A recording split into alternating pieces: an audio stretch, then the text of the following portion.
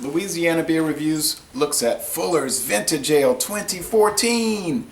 Bottle condition, brewed in London. It says from the Griffin Brewery. They've been, now, Fuller, Smith, and Turner have been brewing beer since 1845. And I've had a few of their beers, like the Fuller's London Pride. That was the first I'd ever tried. The Fuller's ESB, the Fuller's London Porter, the wonderful, fantastic Fuller's 1845. If you ever see that, I beg you to try it. Then I've had many of the Fuller's vintage ales. I think 08, 09, 10, 11, 12. I did 2 videos of 12 because the first one I did was very long, and I had done too many in a row, and I was like, oh, you know, and it was incoherent. And so I did a follow-up where I had kind of splashed water on my face and got it more together.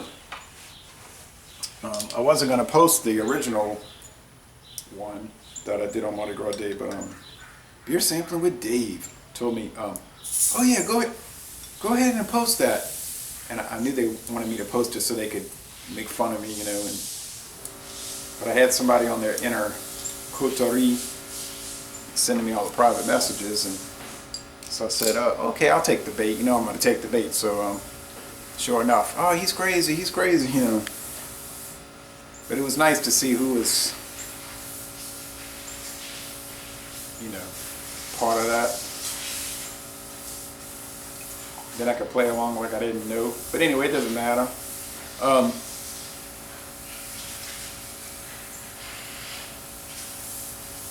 Yeah, they had contacted me about 3 weeks ago, almost a month, and they had said they wanted to send it. And they said if they sent this beer to me, would I review it? I said certainly I would. And then it arrived today. It took a little while longer than they had expected. They said their contact person in New York City said it was taking longer than they thought, but it did come from England. So look at that beautiful head. It's spongy.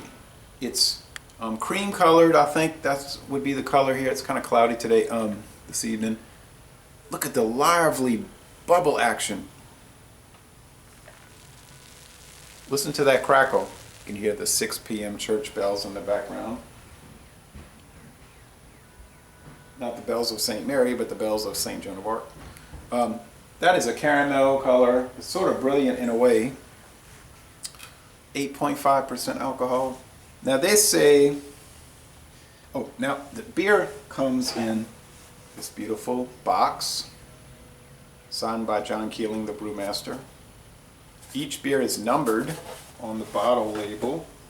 They also send you this little booklet that comes in the box, and it details each of the Fuller's vintages from 1997 to today. And this is the 18th edition, the 2014. Yeah, the 2014. So, and then they give me this little sheet, and it's got barcodes and everything for all the different vintages that are available now.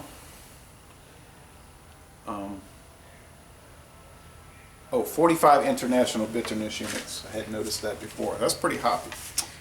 They're saying Target, Challenger, and North Down hops this year. Gets an outstanding score on Beer Advocate. The bros say it's world class. 97 out of 100 on rate beer. Now 99 out of 100 for the style. This is one of the highest rated beers on the planet. Okay, take these glasses off, putting them on, taking them off.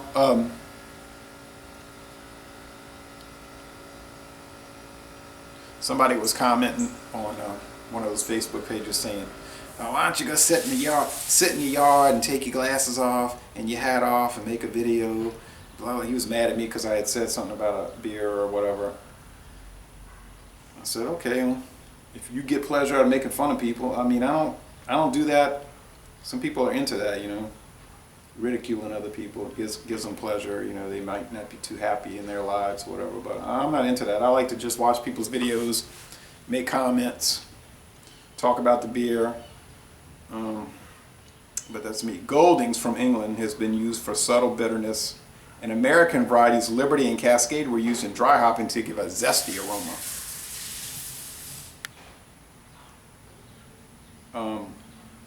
Now I don't see what they're saying. they're saying Goldings, Liberty, and Cascade, but on their website they were saying, I was very careful when I wrote it down. He's using that compressor over there. Target, Challenger, North down. So, I don't know. Unless I looked at the 2015 vintage instead. I don't believe I did. But anyway, I'm going to go from the bottle. Liberty, Cascade, and Goldings. We better go with the bottle. Okay. I think the English ales are so good, man. Those are like my favorite beers, right? So, now you say let it warm. Well, it doesn't take long to warm out here.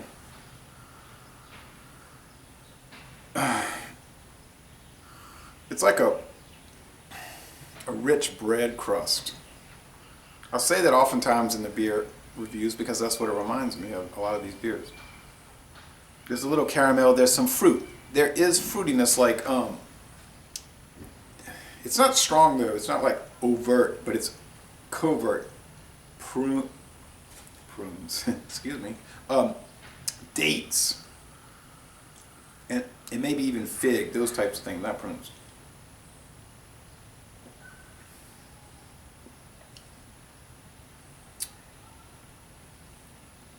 Oh man.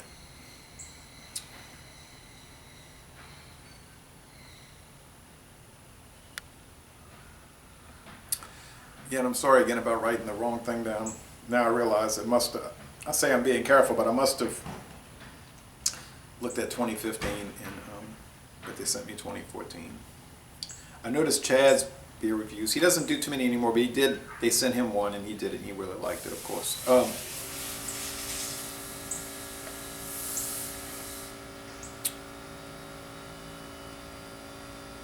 It's the malt, the strong malts, right? It's almost like it's into the barley wine range in a way.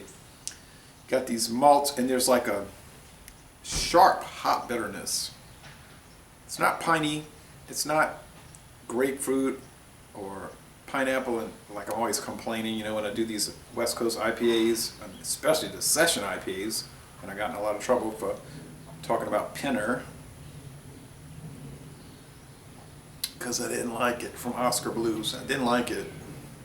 The body was too thin, had a chalky undertaste, and I said all that hop resin, and somebody said that's not a good description of hop resin, but I think people know what hop resin is like. It's an oily thing, but it's like pine, grapefruit. It's hard to describe. I mean, if you're watching these reviews, you're probably trying the beers, right? So you start getting an idea about like what hoppy beers are going to be like, and you taste the resins and you say, oh, okay, I understand what he's talking about. It's not like you're in a vacuum and you're just watching and you're never trying the beer. I doubt there's too many people watching that don't drink the beers.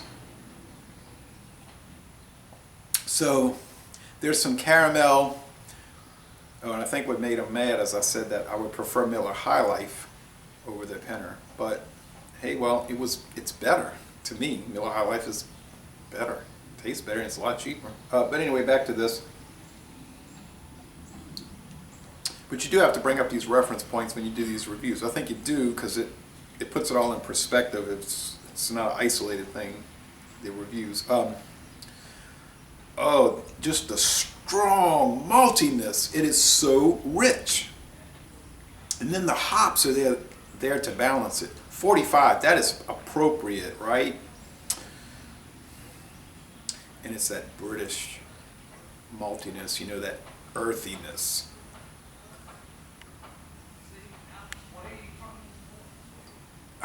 And the mouthfeel is pretty heavy. Excuse me, kids and adults.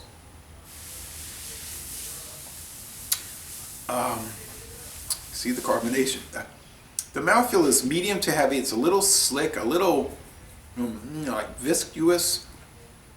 I don't want to use the word slimy, right? That doesn't sound too nice. That's what it is.